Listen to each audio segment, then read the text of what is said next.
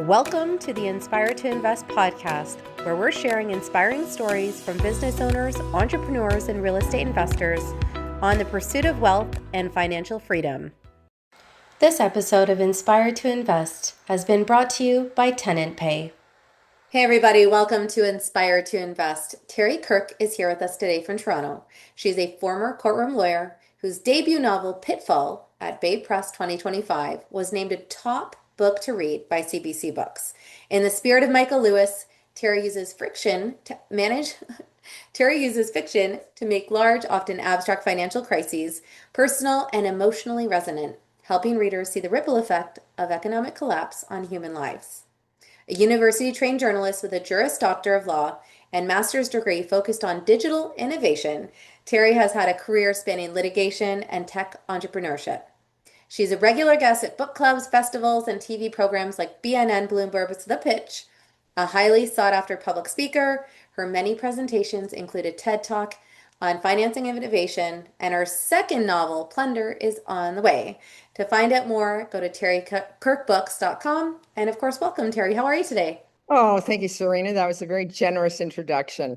I think we should talk about you and all the fabulous things that you've been doing. Oh, thank you. Well, this is all about you for today. So I really love the fact that you have such a diverse career and Yeah. it kicked off in law. So maybe you can start there just in terms of why you're attracted to that field and then really how you decided to pivot more into the world of entrepreneurship and investing.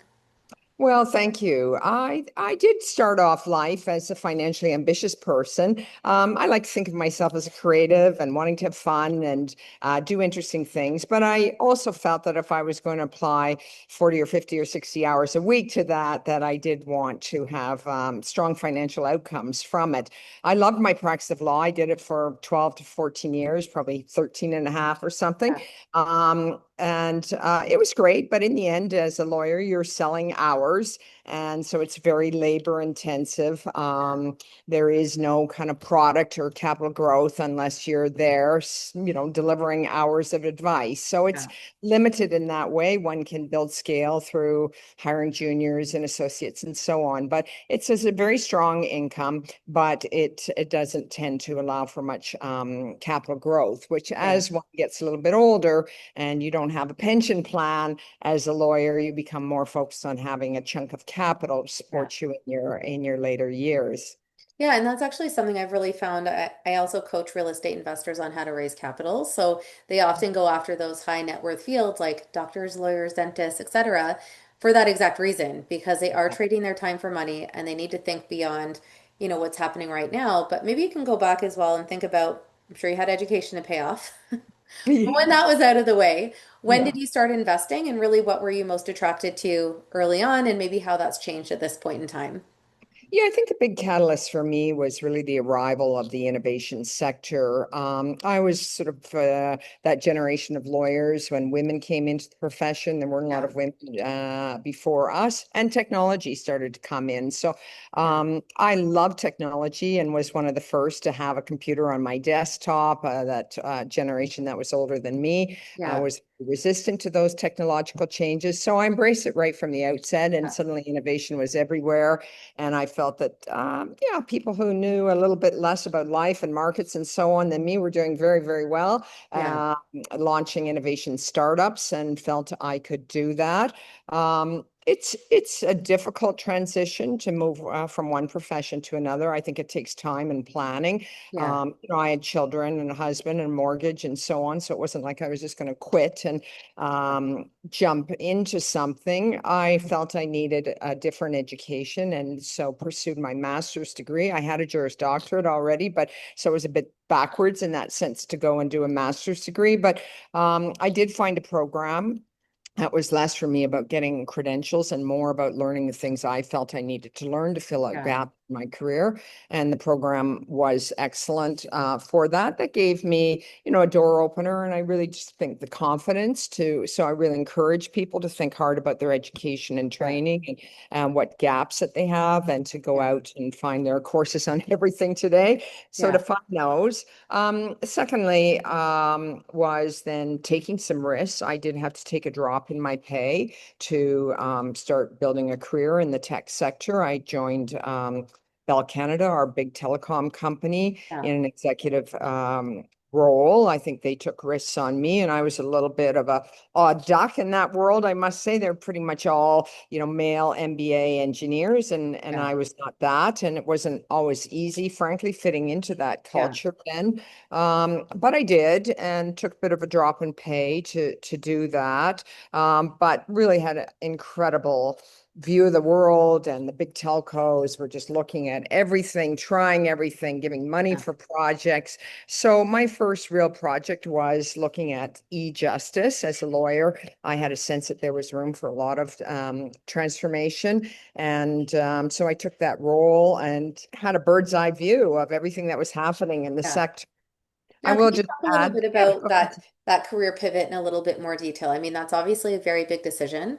And like Yes, you, I did the same thing. Like I sold an agency that I spent 18 years building, shifted yes, into real estate, and yes, there was different dynamics that I wasn't necessarily anticipating, even things like going from a B2B space more to B2C.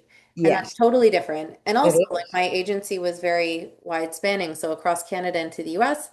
And when you're in real estate, you kind of want to focus on a very small footprint. And I realized I didn't know anyone in my backyard. So those are Yeah. challenges that I experienced, but I'm curious to know from your perspective, what did you find to be really challenging when you went from the legal side? And I'm sure there was also the trade-off, like the time and money, like maybe you weren't making as much, but you had more work-life balance with your family and stuff like that. But maybe you can Yes. highlight some of those big challenges and really how you worked on overcoming them when you went into this new space and you're, creating a brand new name for yourself.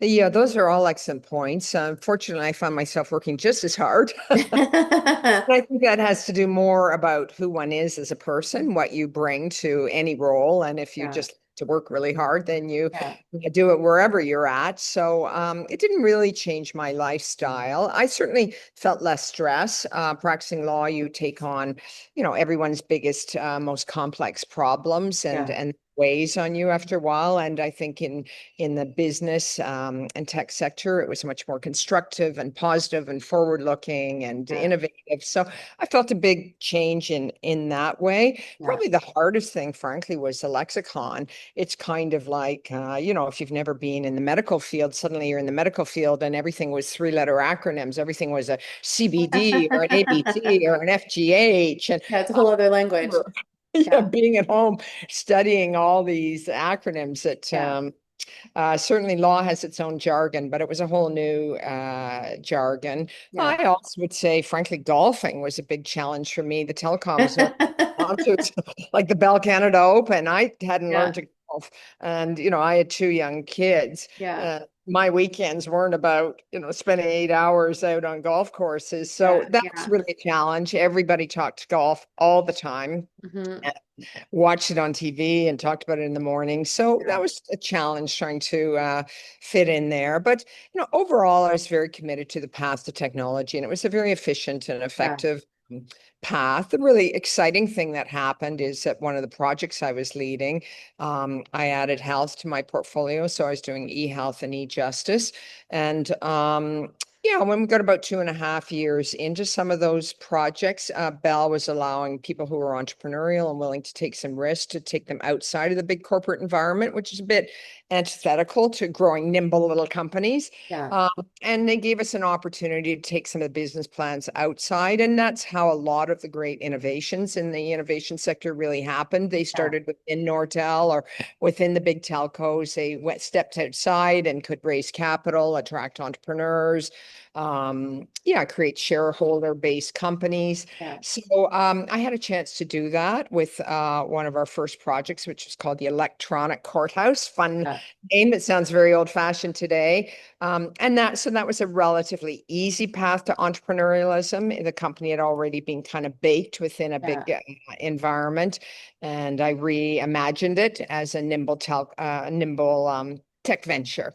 Now, when you look back at having that experience, do you ever have any regrets about leaving the legal profession? No, because quite frankly, I've never seen myself as leaving. It's a wonderful thing about a law practice is that you just bring your legal skills and education to wherever you go. So the fact is, tech ventures, I mean, it was less relevant in the Big Bell environment because they had lawyers that we looked Yeah, to yeah, And so I really wasn't lawyering there, but my legal background was relevant. And I think, we can all see it that way, that your background, Serena, was, becomes really relevant to the next thing that you do. We carry these things forward, we Yeah. mature, we grow, we pass through these kind of gated processes. I did find I worked then as a founder and CEO Yeah. of this tech venture, my first. I did 3 in the end.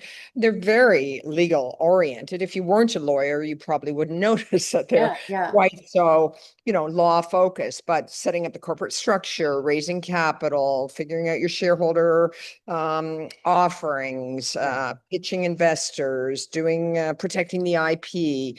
Yeah. These are all very legal in orientation. So I felt I was really practicing law, but I was my client.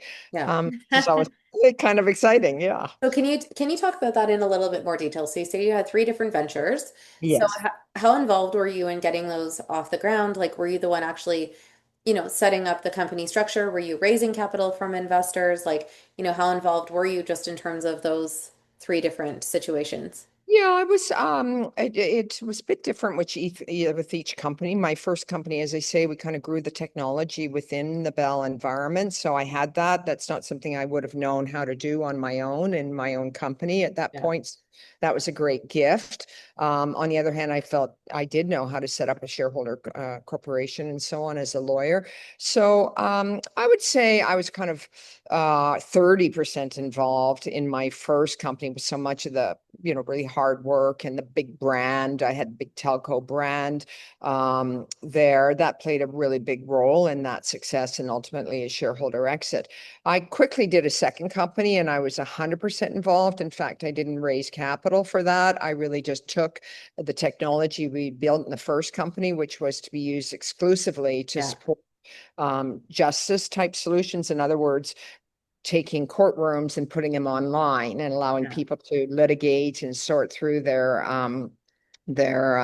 legal conflicts in a digital environment. So I took that and applied it to a different environment. I called that company Insured Claims, and it was all about resolving insurance disputes quickly. And we sold that to a large insurance company. Nice. So for that one, I did that really largely on my own. I did it very quickly within about a year and had a Yeah. good exit and had very few startup costs because I leveraged the first company into the second. My Yeah. third company was called Funding Portal. And the nice thing is that they're all kind of, I like to think of them as the same company and kind of the same technology and thinking, upgraded because technology changes every 12 months. You have a Yeah. whole new generation that you're Yeah. embedding in your solutions. But Funding Portal was my biggest and broadest. I used to call it a dating site, but for companies in capital, you'll get that and people will. It's one of the challenges. I always say there's lots of money out there for great Yeah. ideas and great entrepreneurs. Yeah. The trick is to find it. And you can spend a year waiting around, banging on doors, hopping on airplanes, Yeah. pitching, and never find the right. So if you could have a digital tool, much like the dating sites, to be able to weed through and find that perfect partner for Yeah. you, that was the vision behind Funding Portal. Yeah. Yeah, yeah, but you're speaking my language since, like I said, I do coach real estate investors on the systems that they need to incorporate to raise capital efficiently. So I'll Yeah. definitely need to learn a little bit more about that. But we're just going to take a really brief break forward from our sponsors and we'll be right back. Listen, I totally get it. If I've learned anything about real estate investing, it's that being a landlord and managing tenants can be tough, but it doesn't have to be. Hey, property managers. I've got a quick question here for you. How many of your rent payments went missing in the chaos last month? You probably don't know this, but there's a new platform out there that removes the chase, the follow-ups, and the mental clutter. And best of all, it's free. The platform is called Tenant Pay. And if you manage rentals in Canada, it takes the most stressful part of rent collection and makes it effortless. How cool is that? The part that still shocks me, when your tenants pay with the Tenant Pay app, you pay 0 fees to collect their rent. Like, literally none. Not for cards, not for processing, not for anything. You get the exact same amount you need to collect every single time. And your tenants still get the perks. Gift cards, credit building, rewards, all of that goes to them, and you never get charged for it. Reminders, automated. Tracking, automated. Tenant follow-up, automated. Receipts automated. And that is why property managers are saving at least 15 hours a month, every month, without even trying. Tenants can pay with their credit card, Visa, MasterCard, even crypto. You get the full amount every time. Give them better payment options and watch the bad debt drop dramatically. Tenant pay makes rent redirection super easy, and funds go straight to the landlords automatically. No juggling accounts, no hassle, just smooth, direct deposits. If you're a property manager in Canada, stop collecting rent the hard way and start using tenant pay today. Sign up with the link in my bio or in the caption below. For many advisors, talking about life beyond the financials can feel a bit tricky. Sometimes we're not sure what to ask. Sometimes we worry if it'll open a door we're not prepared to walk through. And sometimes we focus on the numbers because that's what we were trained to do. But here's the truth. What matters most to our clients usually isn't on a spreadsheet. It's in their stories, their relationships, their health, their purpose. And too often we miss that part. AI can build plans and portfolios in minutes, but it can't build trust. It can't hold space for someone's hopes or help them find meaning. That takes deeper conversations, the kind that change relationships and lives. At the Advisor Innovation Lab, we help you lead those conversations with confidence. Our tools give you the language, insights, and intelligence to deepen trust, build relationships that last, and attract clients who want clarity, confidence, and a trusted guide through life's changes. If you're ready to learn how, visit advisorinnovationlab.com to discover more. Ideas require big capital. And behind every empire you admire out there is someone who's mastered the art of raising it. Elon Musk, he's raised over $75 billion. Warren Buffett, he's built his empire by attracting capital from others. And every real estate tycoon you know of, their portfolio didn't grow from their savings. They scaled by raising capital. So if you're building something that matters, your ability to raise capital is not optional. It's literally the difference between slow growth and true scale. The challenge you're going to have, though, is you haven't built the systems, the story, or the structure that investors trust. Capital doesn't go to the person with the best idea. It goes to the person whose business is actually ready for it. So pick your stage, own it. Build what your business needs at that stage to be able to attract the level of capital that you need where you're at today, not where you think you want to be tomorrow. If you do all of that, capital will follow. So the question is, what stage are you in and what's the next thing that you need to do to grow your business? Click the link below to schedule your capital raising session. We're going to go ahead and map out your custom blueprint and show you exactly how to implement this system in your business. Now remember, if you don't raise the capital, you don't pay. Click on the link below to schedule your strategy session now. Hey everybody, welcome back to Inspired to Invest. I've got Terry Kirk here with me, and she's talking about her legal career that pivoted into entrepreneurship and investing. And we're talking about her 3 different business ventures before the break. And one of the things that I always like to ask people is, what's the craziest thing that they've ever experienced in their career? Oh boy, wow, you just dig right in there. I'm in there. Okay, craziest. I'm sure you have a couple fun stories. Yeah, I think raising capital for my first company was really the most challenging. I used to think of, remember those Popeye dolls? They were kind of blow up and you'd punch them and they'd swing back up and you'd punch them again. And yeah, I felt like the Popeye doll in that, like out raising capital that I was getting kind of shot down and pushed back. But I just kept popping back up and with my ask. I don't know, I probably had, I might say 70 meetings Yeah. asking for capital before I landed really on a strategy and Yeah. and the money to move forward. So I think that was the craziest. I learned the most. It was a time of great growth and change. Yeah. Yeah. Yeah. No, I love that. Now, in terms of lessons, what would you say is the biggest lesson that you learned, whether that was from the legal career or when you shifted more into corporate, that you think would be helpful to pass along to someone watching or listening? I might indulge myself with 2 things. One is to have a really important partner. It doesn't have to be, the whole thing that you're Yeah. eating dinner with every night or sharing a bed with, but just somebody who is really there for you. And my Yeah. husband played that role in my life. I think being able to just come home and yeah, when I felt like a punching bag, to share with him, and he would prop me up. And that definitely played a really important role in the more emotional turmoil, really, that is about being an entrepreneur. Yeah. Um, the second thing is it goes a bit hand in hand, and that's persistence. These are not easy things to do, to raise companies, especially right from the concept Yeah. stage through raising capital, commercialization, probably the hardest stage of all, shareholder exit, and also obviously a critical step. Each step is, challenging, and I think you just have to persist. They generally take a little longer than you ever imagined. Your business plan called for a year to do commercialization. It takes 3, if not 4. Yeah. So persistence is just a huge value in this community. So since you're so focused on technology, what are your perspectives on artificial intelligence? Yeah, excellent. I really embrace it, to be honest, which I don't think many do.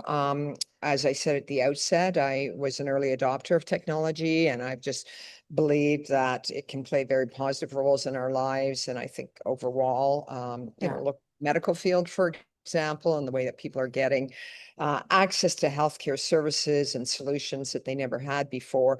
Yeah. It's not to say, like anything, there's usually a ledger associated with it. For every benefit, there's often a challenge, and we're certainly into that with AI. AI is a exponential, Double-edged sword. cataclysmic. Yeah. Yeah.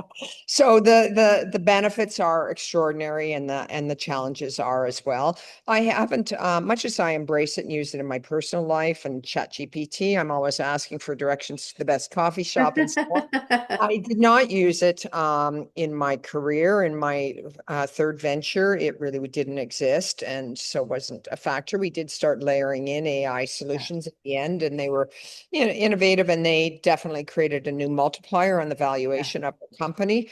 But as a writer now, I am not using AI. I think writers and that whole creative community worries about the intrusion, and are right to do so. I think we saw with the screenwriters strike a while ago, it was significantly about that industry replacing humans with AI. Yeah. I didn't use it myself. My whole goal was to write my own story in my words, and so it just didn't make any sense to delegate that to a Yeah. machine.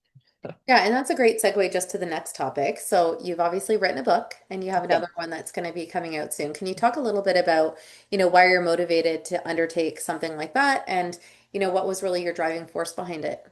Yeah, excellent question. I knew when, as we were getting ready to sell our the company, and we did it through an auction, which was a lot of fun. Invited 25 bidders, so I saw it coming. And being a positive person, I felt very confident that we would achieve a sale. Yeah. So I started getting a bit anxious around what would I do with my time, and when I got up in the morning, and what would I have What's next? Yeah, what's Yeah. next? Definitely. I knew I didn't want to do another business venture. I felt Yeah. I'd done enough years at that. So it was time to go back to my first love, which was writing, and really to think about how to pursue this topic that obviously fascinates you too, Mhm. investing, and how to I think share some of those stories, but not in a dry or technical way, but to wrap it all up through the great tool of fiction in an exciting story. Yeah. So my first book is called Pitfall, and it follows he's a trader, but he's really a very financially driven person, as he has a great ups of the 1929 period where the market was performing much as it is now, in a very overheated, high return, fast-paced Yeah. environment. Frank experiences a ride up and does very well, and then the crash hits, and he loses his entire fortune in an hour and a half. So, yeah, I was interested to tell a story of the wins and loses and the pressures of the financial and capital markets, Yeah. through this exciting tool of fiction. Yeah. And then you have a second book that's coming out. When is that going to be available? Yes, Pitfall is available on all the big platforms right now. That's my first book. I hope people will consider buying a copy. It's a great way to learn a bit about innovation in the market, and it's a real page turner. And the second book is scheduled to come out in next spring, Okay, so in about a year. It'll be called Plunder. It's a financial story. awesome. Now, looking back at your career, what would you say is something that you're most proud of?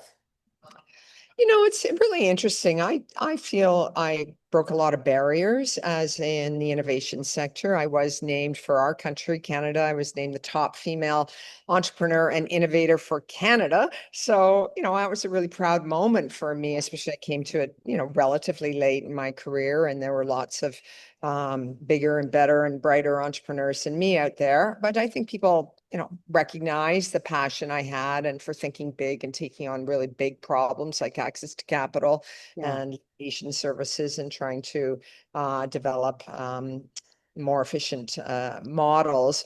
In the end, though, I can tell you I've had far more recognition as a novelist. People yeah, just are really enchanted by the writing of a novel. yeah, I gave my biggest speech of my whole life last night. It was at the top of the TD Tower in the fabulous boardroom yeah, overlooking Lake Ontario, and I spoke to a group of traders and investors and innovators and entrepreneurs about my yeah. book. And yeah, it was really exciting to do that. Yeah, that's awesome. Now, in terms of what's next, you did kind of touch on that beforehand, and I'm a big believer that, retirement means many things to different people, but a big part of Yes. it is just that you still need to give yourself a sense of purpose. So Yes. now, when you are moving into this next phase, like, what does that mean for you? Well, I frankly really thought when I turned to writing, I had just shut the door and put a big bar across it and thrown away the key on the business side of life. But, again, I think if you're a business person, you bring a business orientation to whatever you do. Yeah, If you have a craft, you're looking to sell it and not just to do the knitting. So, yeah, here I am, really back into business in that sense of the business of marketing my book, and agents and publishers help. But really, like most things, there's nobody better than yourself to just really get throw yourself yourself out in. there. Yeah, Here I am. I'm telling you my book, and through you, Serena, your fabulous followers and events like last night. So it's kind of a nice yin for the yang. Writing a book is a lot of bum in the chair time, yeah, and so the marketing side is really kind of the exciting getting out and talking to readers. yeah. No, that's awesome. Now, the name of this podcast is Inspired to Invest. So I always like to ask my guests if they've got a particular quote that motivates or inspires them. Yeah, let me just think about that. I probably should have thought about that. I'm sure you probably told me, but That's we okay. entrepreneurs do things our own way.